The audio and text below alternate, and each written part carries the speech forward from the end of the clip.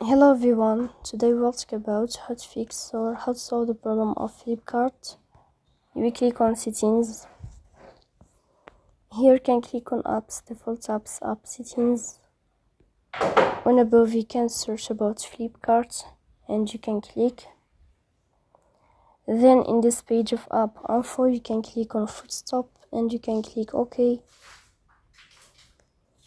Here we'll enter to the window of storage.